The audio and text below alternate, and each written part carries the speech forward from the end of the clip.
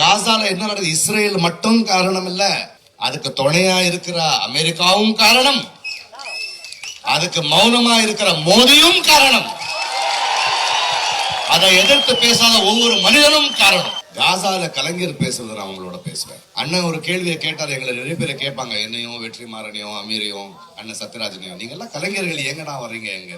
ஒரு அநியாயத்துக்கு எதிராக பேசுறது அரசியல் என்றால் நாங்க அரசியல் தான் பேசுவோம்.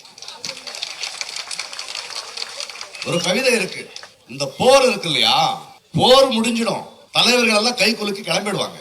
ஆனா உண்மை என்னன்னா, அங்க ஒரு கேள்வி தன் மகனுக்காக காத்திருப்பா, ஒரு பெண் தன் புருஷனுக்காக காத்திருப்பா, குழந்தைங்க அவங்க அப்பாவுக்காக காத்திருப்பாங்க. இந்த நாடை இந்த மண்ணை வித்தது யாருன்னு எங்களுக்கு தெரியாது, ஆனா அதோட விலை கொடுத்தது யாருன்னு எங்களுக்கு தெரியும். நாங்க மௌனமா இருந்தா இதுதான் நடக்கும்.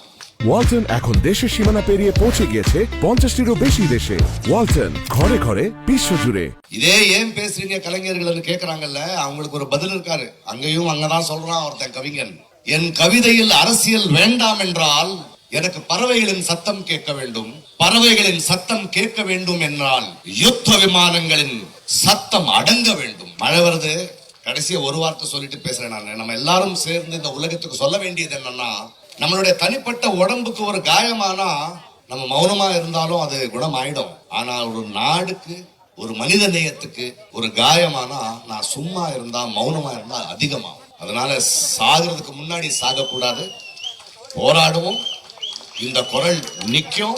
இதுக்கு இந்த காசால என்ன நடக்குது இஸ்ரேல் மட்டும் காரணம் இல்ல, அதுக்கு துணையா இருக்கிற அமெரிக்காவும் காரணம், அதுக்கு மௌனமா இருக்கிற மோடியும் காரணம், அதை எதிர்த்து பேசாத ஒவ்வொரு மனிதனும் காரணம். நன்றி, வணக்கம்.